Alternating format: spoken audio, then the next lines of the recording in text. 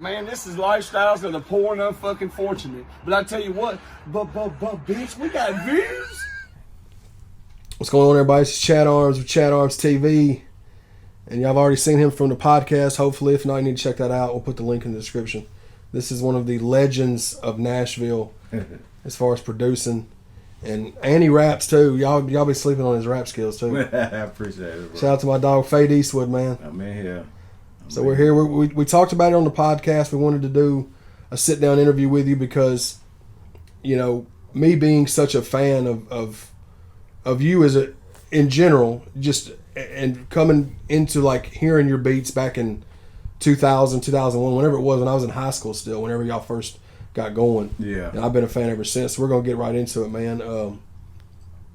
I appreciate you coming, letting us come do this, man. For sure. Yeah. You know, you always you fan, bro. Yeah, so we'll just start like we do the other ones, man. We'll just talk about basically like your childhood growing up. How was that? Was it, are you from here? You from Nashville? Yeah, from Nashville, from South Nashville, man.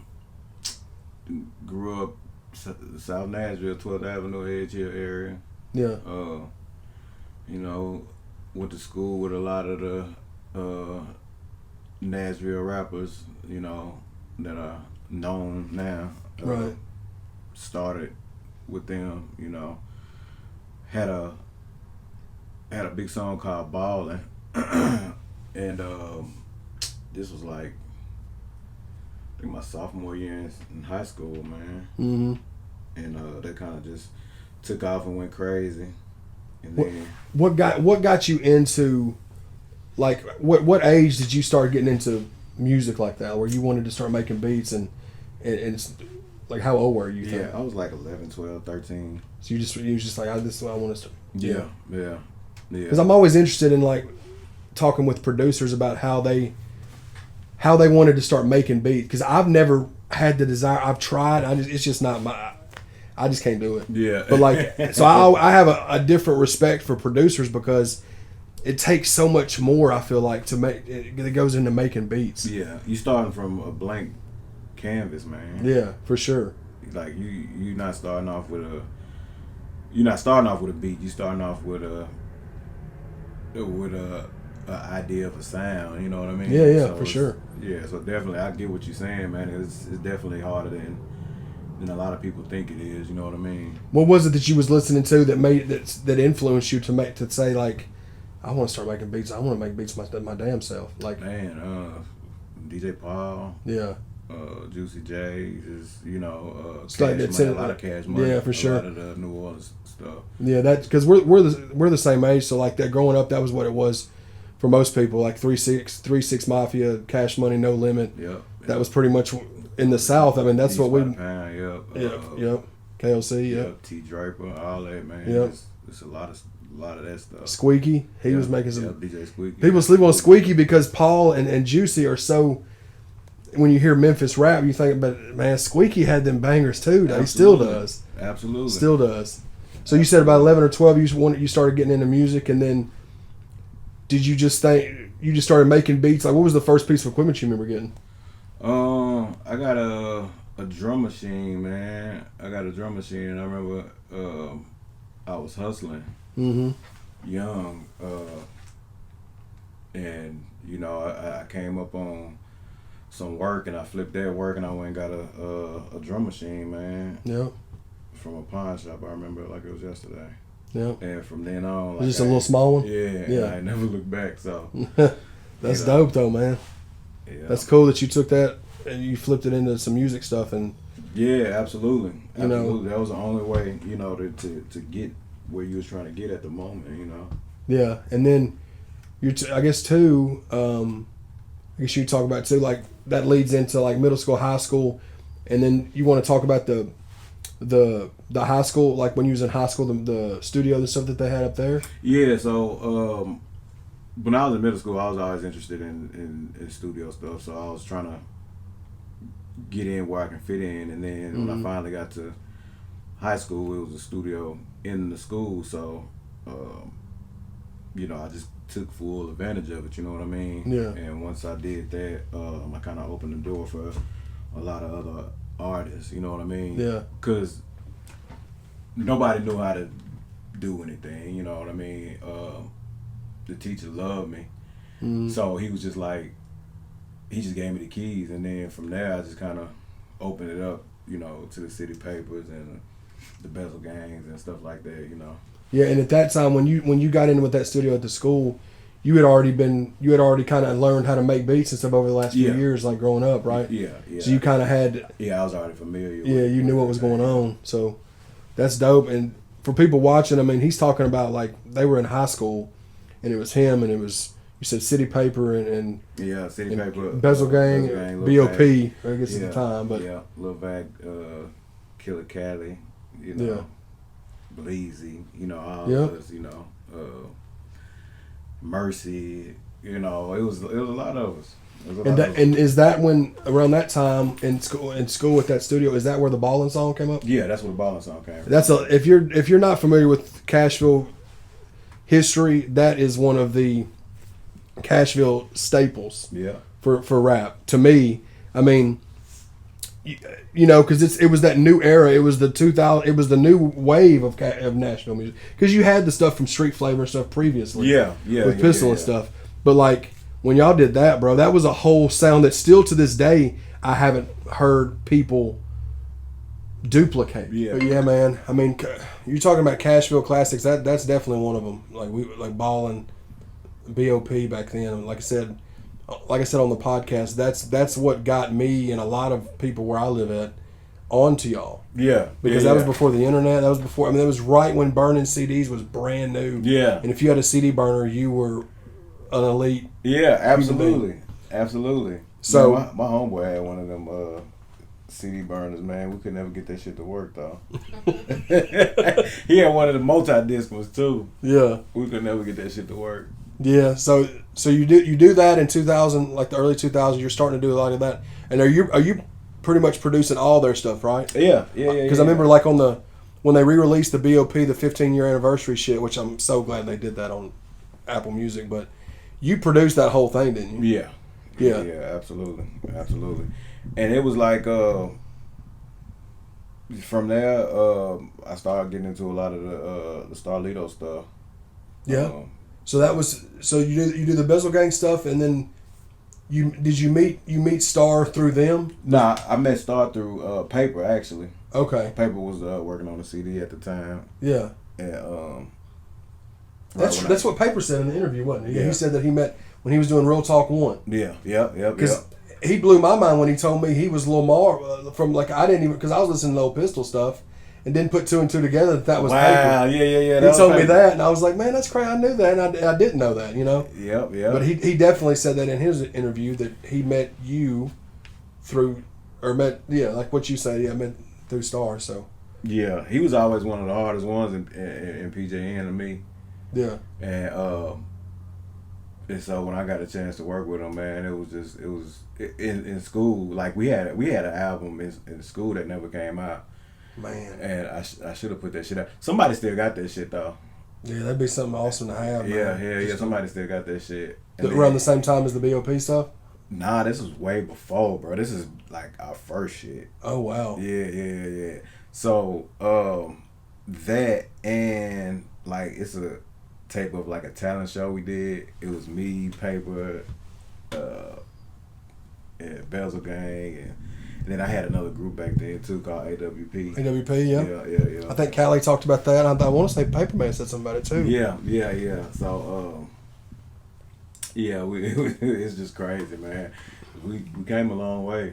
Definitely came a long way. For sure. And then you start doing that, and then you meet Star through Paper. Whenever he was working on was it the Real Talk? Yeah, he was working on Real Talk, Volume 1. Yeah, and he was trying to get a feature from All Star. That's right. Okay, so that makes sense. And that's dope that we got your interview after that, because it just ties that together. Yeah. That's cool. Yeah. And so when Star came in, he was like blown away by the beats, you know. Yeah. And he was like, shit, what you charge or whatever. And I was just like, man, I'll fuck with you, whatever, you know what I mean? Yeah. And from there we just kind of built something. Yeah, because I mean, you're talking on Real Talk 1, you're talking about what, Whip Game? Yeah. Some Guys, that one was fire. Yeah, that bitch who. Bitch Who with Kwani. Yeah. Pop That Dude, you was on that one. I did that bitch who. You did that too? Yeah. I noticed on Real Talk 1, the production was you and Big Bush, I think. Yeah, I'm sure it was. Yeah, so y'all had some bangers on that Real Talk Volume 1, man. If y'all haven't heard that one, I think you can get it on Dat Piff. I think it's on Dat Piff, maybe. I don't even know. Bro. But it's your boy's got it. I had the CD from when I bought it at CD Warehouse. It's still. I was hoping when I ripped it to my computer that it would have still held up. Damn, you sent me something the other day too. I ain't even download that shit bro. yet, man. I'll send you all shit. that stuff, bro. Yeah, hell yeah. Yeah, I sent you the Prince of the Ville. Yeah. Okay. Yeah. I need to see what's up with that. Yeah. So you start doing that with Paper. So you meet Star, and then that goes into, because I know that Star's first couple of mixtapes was just all jacking for beats, right? The majority of it was not his first one. His first one, okay, and then from 2 on up, it was all me. It was all you, okay. I think he did some jacking beats. I think he mixed them in, yeah. Because we were talking about it on the podcast where Volume 3, well, it's about business. Yeah. And then that's when CD cover. Did you? Yeah. Was it the black and white joint? Yep. Yeah, dude. Y'all had some. I mean, that's when those. And I spelled business wrong. Did you realize I didn't even notice it? How'd you spell it? I don't even remember, but I know it was wrong. Because I remember when I gave it to him, I don't think he caught it until he had the shit printed. Yeah. He was like, damn. And I was like, damn. That's great, dude. But y'all had some really, really dope tracks on that Volume 3, and then 4, Hating Ain't Healthy. Yeah. When was the time? Now I remember Grey Goose, obviously huge record that you produced. There's so many versions of that song. Where did that song start out at? Did you first come up with that song? Because it wasn't just Star, wasn't it? Like other artists on it besides the one I heard was like, I can't remember, Villain or somebody else was on it. Villain and Skip. That was called something at the time. I was trying to think of that. Was it Untamed? Untamed. Yeah. And so basically what happened was it was a late night in the studio. They had just came back from the club. I was in the studio, of course. Yeah. They came back from the club and they was like, Fade, I need a beat. I think motherfuckers was drunk and they just started saying, I'm on that Grey Goose. So when they was saying it, I was making the beat. Yeah. You know what I mean? Yeah. So, and that's basically how that came about. I was making the beat, and when I finished the beat, he put a verse on it. And I don't know if Untamed put a verse on there. Because there's 3 or 4 versions on those mixtapes I was going through. I don't know if they came back and did it, but either way, that song was crazy. It was crazy, and Star was getting it spent in the club, and it was a club that Jeezy happened to be in, and the song came on, and everybody went crazy. Yeah, you know. And he asked to get on the song. And that was Trap or Die. Yeah. DJ Drama, Young Jeezy days. Yeah. That's when Jeezy, bro, that's when he was on fire. Like we talked about on the podcast. Yeah. Man. Hell yeah. And the crazy part is like, I didn't even realize like I was doing that shit to the club until I actually saw it for myself. Yeah. You know what I'm saying? Because you're used to just making it. Yeah. And I'm just making the shit that I like. Yeah. You know what I mean? Hoping everybody else will like it. You know what I mean? Yeah. So, and there was just sticking with the Grey Goose part real quick.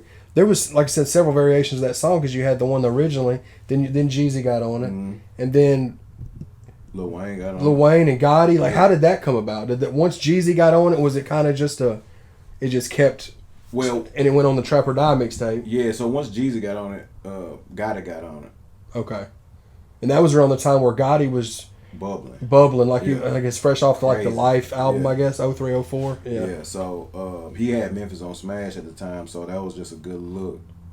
Once he put him on there, and then he put Jeezy on there, and Jeezy had Georgia on Smash at the time, so it just became a natural big song. You know? What I mean? Yeah, for sure.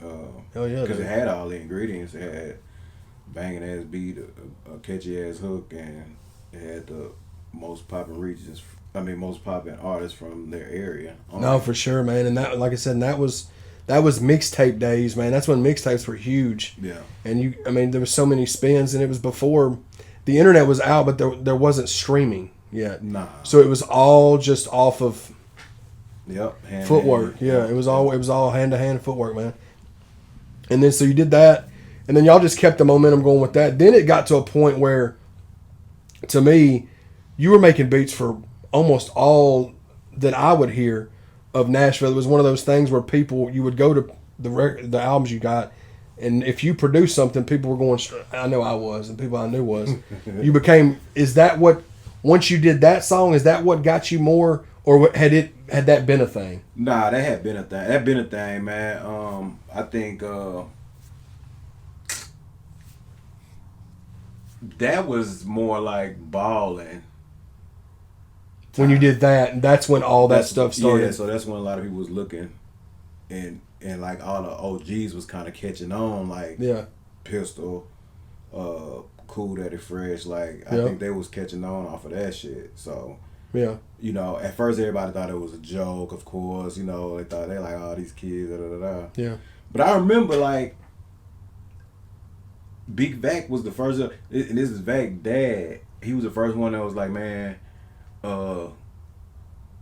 what y'all need, man? Like what y'all need to make it go. And I couldn't really tell him because I ain't know. Like I was just, you know what I'm saying? Yeah, you was just doing what I fly like by to the seat of do, your pants, you know bro. what You didn't know I'm what. Yeah, you was just doing what you had. Yeah, man. So shout out to Big Vac, man. Rest in peace. Yeah, rest in peace, Big Vac, man. But yeah, nah, he was the first one that had that belief in y'all. That made me say, damn, this shit may be for real. Yeah. You know, because when I used to see Big Vac, he used to always just say, you know, what's up, man, keep it moving. But like at this particular time, he was just like, man, like he had stopped me and was like, you know, Big Vac was like Big Vac was that, he was that dude. Yeah, he was that nigga, like, bro, like, you know what I'm saying, money and you know what I'm saying. He was just that dude, you know. He was that dope boy, like. And so when he actually stopped me and was like, hey man, it's like, I fuck with what you doing, like, what do y'all need? You know what I'm saying? And that's real shit, man. Yeah, and that's when I kind of knew, like, for it to be on his radar. You know what I'm saying? All the stuff he had yep. going on, I'm sure. Yep. That's cool, man. And that's probably so you'd been grinding the tracks and stuff and producing for a lot of artists in the city. Yeah. And then your name, it was just bubbling too, I guess, with the Grey Goose, with that stuff. Then you just kept things moving, because I know y'all did like 5 of those All-Star ones. And I said it wrong. I feel stupid on the podcast. I was saying Volume 5 was like Unhealthy, and it was Got Mine, Get Yours. Got Mine, Get Yours. Yeah, so I said that wrong, but that was Volume 5, and you had some bangers on those too, man. I mean, there was so many. Like and then it seemed like you just kept moving. Yeah. And especially with the stuff with Paper. I know the big hit with Paper was I'm a Hustler, right? Yeah. That's the one you did with him. Yeah. That took off. That also had Gotti and Star on it. Yeah. That was a huge one too, man. I remember hearing. Did he get radio spins too? Yeah. I remember. I could have sworn I used to hear it on the radio a lot too. Yeah. I just wish, man. I wish we would have knew better at the time. You know what I'm saying? Yeah. As far as like business and shit. Oh, for sure. Shit would have been crazy. But like you said, man, y'all were just, and I was kids. The same way. Yeah, y'all were kids that was just dope as fuck at what you did, but you just didn't have the knowledge. Yeah. Because you were young, and you were just young and talented, and it was just raw talent that y'all were using. Yeah. And it just it grew organically, and now it's like it was ahead of its time. And I told that to Callie about the whole style of Bezzeled Gang, to me still is its own. They're their own sound. They remind me of like our version of like Dipset. Yeah. Because Dipset had their own sound and nobody sounded like them. Yeah. People that couldn't even really try to sound like them, and that's the same way I feel about Bezzeled Gang. Yeah, and you're a big part of that, bro, because you did a lot of the production. I appreciate that, man. I attribute that to a lot of just a lot of different styles, I guess. You know what I'm saying? Yeah. And then like a lot of us are really Nashville raised and born and raised there. So I just feel like that's kind of what is missing now. You know, you don't got a lot of Nashville sounding Nashville rappers, you know what I'm saying? Yeah. Like shout out to D Strap. Yep. I like D-Strap a lot, and I like 40 Block Wham a lot. But they like the last of a dying breed because you don't really have like a lot of rappers that sound like they're from here. Yeah. You know what I'm saying? Yeah, for sure. Them niggas sound like they from here. You know what I mean? Yeah. And they bumping, so yeah. hats off to them. So you just kept going. Did you get to a point where, because you were grinding for, at this point, we're sitting around like 05, 06 now, kind of when we're moving, and you just kept grinding. Did you hit a spot where you started to kind of see it take another, like bubble up, like bubble over, to where it was like you was like, oh, this is really becoming something that I didn't think it would become. You know what I mean? Yeah, like I remember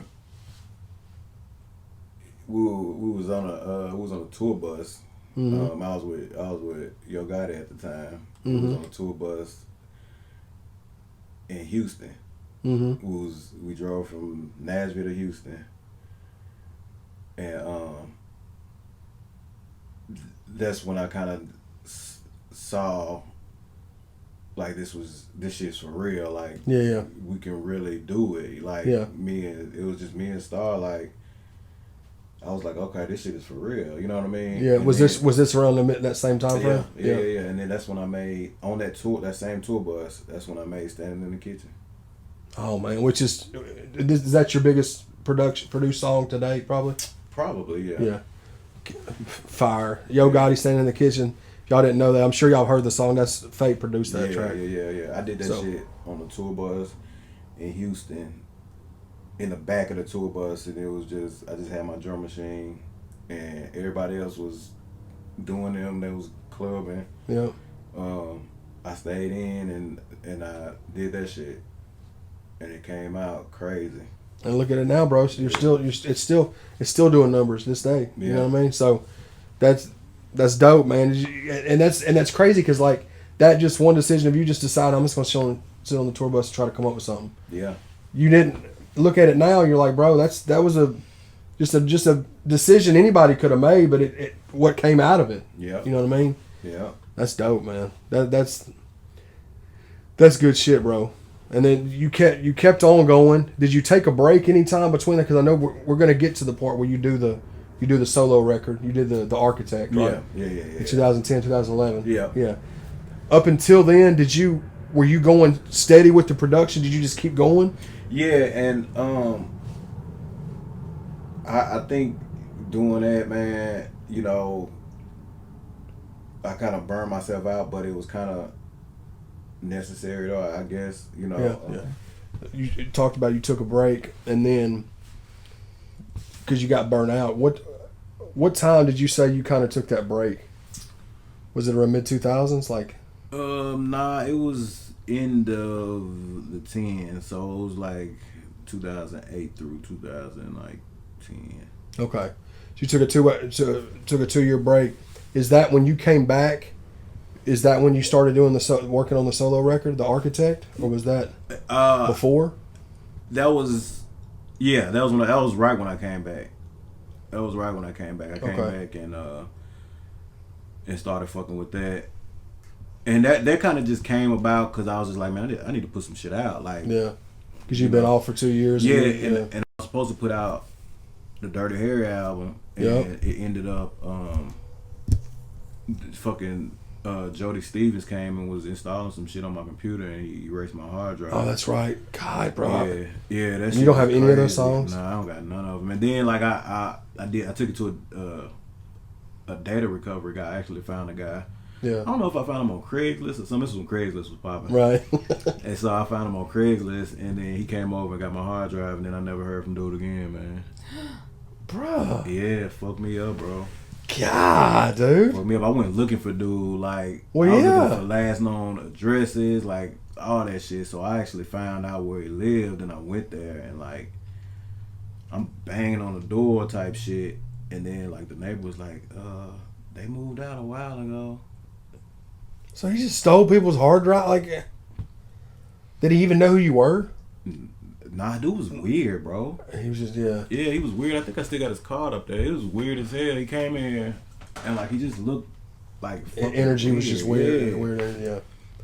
God, man, that was an album I was definitely looking forward to. Man, that shit was crazy, bro. I bet, dude. Like, I'm talking about, like, I had everything before everybody. Like, man, that shit would have been a classic, bro. Yeah, features and all that, I'm sure. Man, crazy, bro. I had fucking DJ Drama on the intro. Man, I had everybody on that shit, especially the people that was popping at the time. Yeah, for sure. Was that before you took the break? That's exactly what made you want to do it, bro. That would make me want to quit. I was still here, and I was just like, man, like I was just done after that. I was like, man, fuck that shit, bro.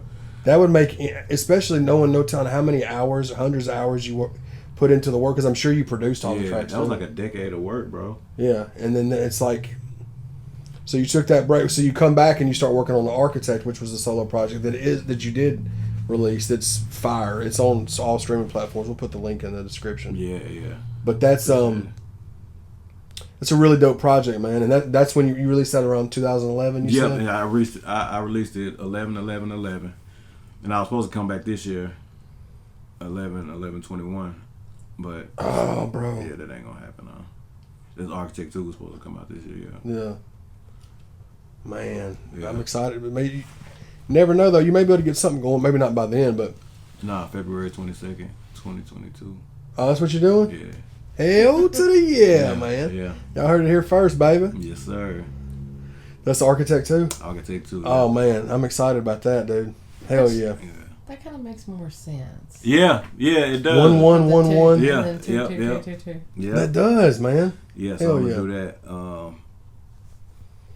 And then we're gonna see how it work out from there. Hell yeah. So after you did that, the Architect, which had some crazy features on there, had the Standing in the Kitchen on there with Gotti. You had another one with Gotti too. I noticed it was kind of like a vibe of like music, the cocaine music was kind of like the Maybach music. Yeah, the Maybach music. That vibe was dope. You had the 96 Bulls. Fire. You had all the, like, a lot of dope collabs on there, man. The one with Bezzeled Gang. Yeah. For Matlock, that shit was crazy. Yeah. Like, you also had bars on there, too. I had bars that had a song called Murder on there. Sampling the Rihanna joint. Fire. Yeah. I was listening to that shit the other day. That shit was crazy. Yeah, I was letting her hear the song "The Beautiful Nightmare" when you left for a sec. That's a really dope track, man. And what's crazy is that beat doesn't. I like that you did that kind of song on that beat, because that beat doesn't sound like when you first listen to it that it would have like a deep track with it. You know what I mean? But you tweaked it. It I appreciate really good. that. Yeah. Shout out to My Beautiful Nightmare. Yeah. That was a good one, man. So after that, did you keep doing stuff? Was the street tunes? That was always stuff that you did. That was just what you ran with your production. So Street Tunes is actually it was me and Carlos Brody. Oh yeah, bro. Okay, yeah. So Carlos Brody, 6th July. That was one of my mentors. He did a lot of the biggest shit. Yeah, for sure. Bitch, Legend, yeah. Beef, all Brody, that shit, yeah. So, and you know, but that it didn't turn out like we wanted it to. And so we never really just did nothing with it. But I remember hearing street tunes like I think around the Starlito's Way stuff and all that. So that I just wanted to kind of ask that, but yeah, this one guy to say, "What's up, Street Tunes? What up, Young Fate? Yeah. What up, C Bro? This a gangsta party, yeah." So you did the Architect solo album, and then you continued. Did you continue producing after that? Yeah. And what all had you done after, like maybe some tracks that you did like after that one? Was you still producing for like? Starlito, yeah. I did some stuff with Starlito on Mental Warfare. We was actually working on that at the same time. That was a fire project too. And that's when we did All I Got Is Me. That's on the Architect album too. Yeah. Did you do any? You did some production for him and Don too, didn't you? Yeah. I did the 15th Amendment or something. Yeah, like that. dude. I knew that you had done something with them. And then that 1,000 Eyes. Yep. I did that with them. Yeah, that's cool, man. Yeah, I did a couple records with them, man. Yeah, they're my guys, bro. And you just been steady. I just love that you're still doing. A lot of people thought that you I guess it stopped doing it. And I guess you had a kid too. Yeah. You want to talk about that? Yeah. So I had a child, man, and the child. I was actually in Atlanta. I lived in Atlanta for like 6 years, and ended up having a child down there. So we moved back up here, so he can be close to my people. Yeah. I didn't know what I was doing. Yeah. So yeah, and that kind of put a halt on a lot of stuff too. Well, yeah, because you just got to, when you got somebody else to look after, to provide for, that takes it to another level. Yeah. As far as like priorities and things like that. So, and how old is he now? He's 9 now. He's 9. Okay, yeah. Yeah, it's crazy. He's that fun age, man. We was talking about that on the podcast too. Yeah. About video games. He's the same age as Quincy's daughter. Yeah. Like you can be, you a witness. He just called and was trying to get on the fucking game.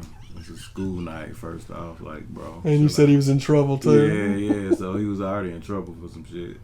Well, yeah. Well, Lex's daughter's the same age too, so they're all. Or no, is Lex's 11? Yeah, she's a little older. She's a little older, but yeah. So yeah, man, that's definitely like. Obviously, that's gonna change the priorities, and Yeah. you get busy with that, man. Just like you said, and Paper said it too, because Lito went through the same thing, when he had a kid, and Paper, that's just what happens, man. Sometimes it's not always, music can't always be the main focus at times, especially when it comes to family. Yeah. Shout out to Paper too, man. Like, a lot of people don't know this, but like, dude was like the model father for us, though. You know what I'm saying? Yep. Like, because the way he did shit, we kind of looked at him like, okay, it can be done. Yeah. And it can be done right. You know what I mean? It doesn't have to be where you don't see your child all the time, or it's just you can be present. Yeah, you can be present. So him and Mike J. Yep. Shout out to Mike J. too. You did. He was a beast too back then, bro. Yeah. How's he doing? He's doing good. That's man. good. He's doing good. He just, he finally got out. He been out for about a year now. I knew he had just gotten out recently. I didn't know how long he had been in. Yeah, he been out the way. You Yeah. know, he been out the way. He been, flying straight. So That's good, man. He even with him, like I did his first album cover too, the 2-Sided Game. 2-Sided Game. I remember that one. I got that at CD Warehouse too. Yeah. I used to wear CD Warehouse in Rivergate out. And I would get mad if I didn't have it. I'd go to Cats. Yeah. Cats always had it. Or New Life. Lee at New Life always had it. He had everything.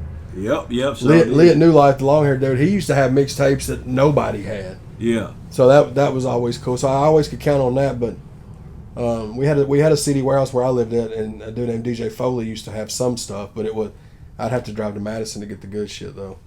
Yeah, man. I miss those days though, man. I do too. Yeah, because like everything now is so saturated. Yeah. Because people don't really have to put in the effort to do it. No, bro. I mean, we can sit right now. We can hit record on this phone right here, and just rap something, and then put it up on SoundCloud. Yeah. Or, you know what I mean? Yeah. And go to a Photoshop app on our phone, or go to Instagram and make an album cover. Yeah. It's insane. Like, and I've talked about this multiple times with other artists, because we're all relatively been through the same time frames together. Yeah. That's when it definitely, not saying there wasn't garbage artists, because people were still bad, but it wasn't oversaturated. We're garbage artists. Yeah, right. Because it took more effort and money and time. It took for you to either fucking work 30 or 40 hours a week and come and pay for studio time, or you just that talented where you got a dope boy that believe in you. Yep. Now, motherfuckers don't necessarily, they don't have to have that. They don't have to have a motherfucker to tell them, nah, that ain't it, bro. No. Because a motherfucker in the hood will tell y'all that ain't it. Yep. And you back to doing whatever it is you do for real. You know what I'm saying? Yeah. But now you can make some dumbass shit up and throw it on SoundCloud, like you said, and the shit'll catch on. Everybody's got Yes Man. Yeah. Absolutely. Everybody's got Yes Man for sure. So yeah, man. I guess we're just kind of wrap things up. Like fast forward and doing the father thing, and you're still doing tracks. What's up? Well, obviously you just said you're working on Architect too. Yeah. How close is that to being done? Probably about halfway there. Hell yeah, dude.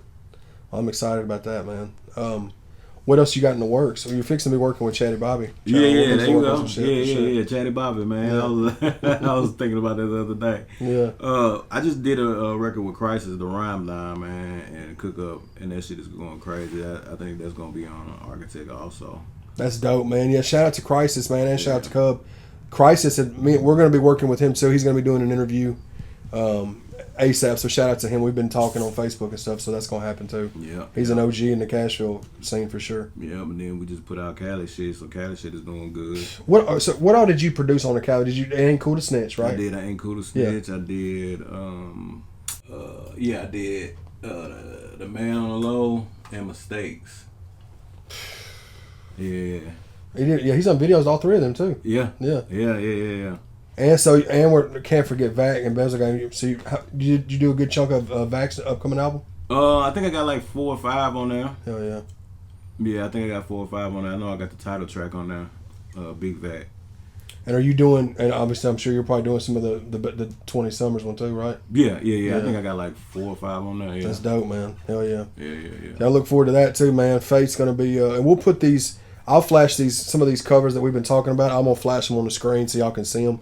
Some of them are hard to find, the older stuff, but like the Calico stuff is out now. Yeah. You can go stream it up. Crisis stuff, his first album, Bezel Gang, Vac, all that stuff.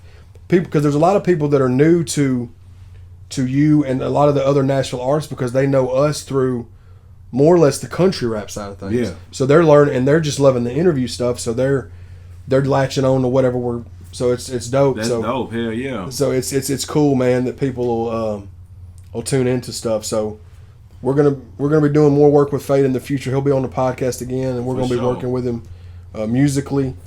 I know I want to link you and Leroy up too. Leroy's been wanting to meet you too, so that'll be something that gotta get in there with Lex too, man. Shout out to Lex for sure. That's gonna happen, man. Definitely.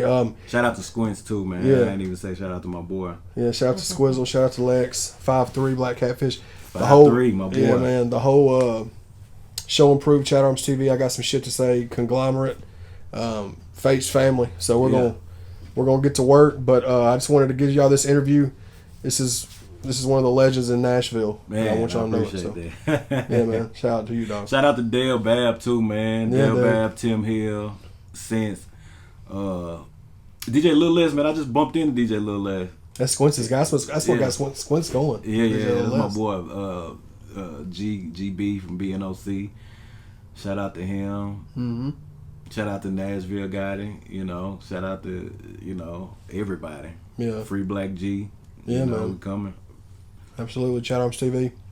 And free Slick too, man. I ain't even say that yet. Free my dog Slick. Pretty slick. Okay. So legend at work right here, guys.